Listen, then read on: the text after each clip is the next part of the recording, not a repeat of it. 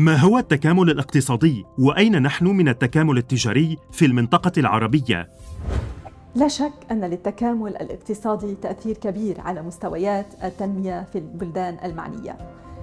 فالوصول إلى تكامل الحد الأدنى من التكامل الاقتصادي العربي بظل سياسات اقتصادية ونقدية واجتماعية ومالية وقطاعية موحدة يضمن تحقيق التنمية الاقتصادية المستدامة والنمو ويعزز دور المنطقة في الاقتصاد العالمي. وعليه من المهم جدا التركيز على التكامل الاقتصادي كعنصر أساسي في عملية التنمية، خاصة على صعيد التقليل من معدلات البطالة وتعميم المساواة الجندرية والحد من الفقر في الدول المعنية.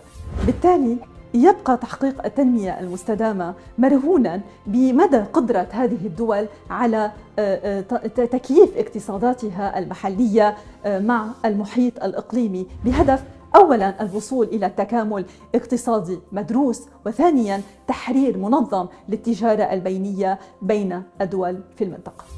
ما هي أبرز أنواع القيود والعوائق التي تواجه التكامل الاقتصادي العربي؟ تواجه صادرات الدول العربية العديد من القيود الجمركية والتدابير غير الجمركية والإجراءات التطبيقية التي تعوق دخولها للأسواق العالمية.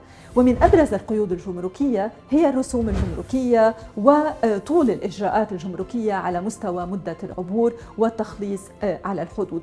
أما العوائق غير الجمركية هي التكاليف اللوجستية الخاصة بالأنشطة الضرورية لنقل البضائع من المنتج إلى المستهلك وغيرها.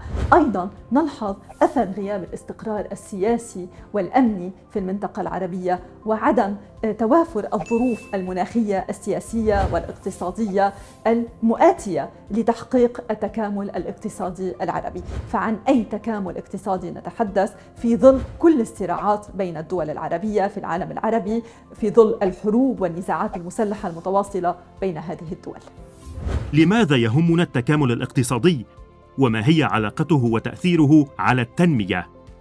يمكن إجمال مراحل التكامل العربي الاقتصادي في العالم العربي بدءاً من الاتفاقيات التفضيلية ومنطقة التجارة الحرة العربية الكبرى، ومروراً بالسوق المشتركة والاتحاد الجمركي وصولاً إلى الاتحاد النقدي. ولكن بالرغم من كل الجهود المبذولة في سياق التكامل العربي، تبقى دول مجلس التعاون الخليجي أكثر تكاتلاً وتكاملاً نسبياً كمجموعة عربية اقتصادية، إلا أن هذا التكامل البيني العربي لم يساعد الدول العربية في التغلب على تحقيق التنمية المستدامة تحولاً هيكلياً يؤدي إلى تنويع الاقتصاد وتسريع النمو الاقتصادي.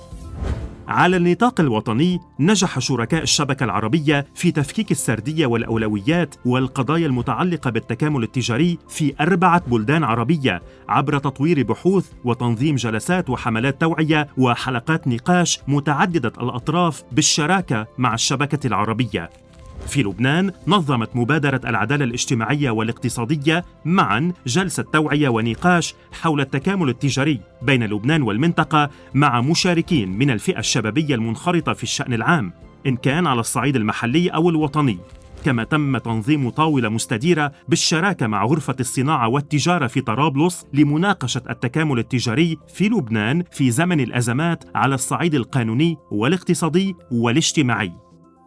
في مصر قامت شركة نظر للمعارف والفنون ومؤسسة النون رعاية الأسرة ومنصة العدالة الاجتماعية بإعداد ورقتي خلفية، ورقة عن البيانات والإجراءات الخاصة بالتجارة البينية في مصر بعنوان التجارة البينية وأوضاع العمالة المصرية قطاع النسيج نموذجاً، بالإضافة إلى ورقة قانونية شملت التشريعات المتعلقة بالتجارة البينية بعنوان أثر التشريعات الوطنية على التجارة البينية وأهداف التنمية المستدامة. تمت مناقشة هاتين الورقتين خلال ورشتي عمل بمشاركة باحثين اقتصاديين وصحفيات اقتصاد وممثلي أحزاب ونقابات ومنظمات غير حكومية.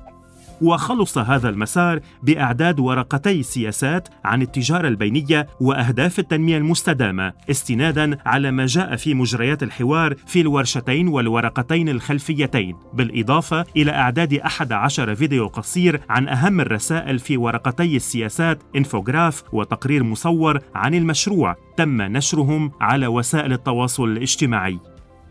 في المغرب قام الفضاء الجمعوي بتنظيم جلسات نقاش حول واقع التكامل التجاري في المغرب، انطلاقاً من الورقة الخلفية الإقليمية، ومن ثم تم تنظيم ورشة عمل وطنية لمناقشة نتائج الدراسة قيد الإعداد حول التكامل التجاري وأثاره في المغرب، والتوصل إلى توافق على نتائج الدراسة وجمع الآراء. وختاماً تم إعداد مسودة الدراسة مع التوصيات لتعزيز الوعي بقضايا وسياسات وقوانين التجارة والتكامل التجاري وتشجيع الحوار والتبادل بين مختلف الفاعلين وصناع القرار. في الأردن قام مركز الفينيق للدراسات الاقتصادية والمعلوماتية بإعداد دراسة تتناول بحث وتحليل السياسات والقوانين والأنظمة التجارية الحالية في الأردن المتعلقة بالتكامل التجاري الإقليمي وتقييم الآثار الاقتصادية والاجتماعية والبيئية للتكامل التجاري على أهداف التنمية المستدامة في الأردن، وتحديد القطاعات والصناعات المحددة التي يمكن أن تستفيد من تعزيز التكامل التجاري. زوروا موقع الشبكة annd.org.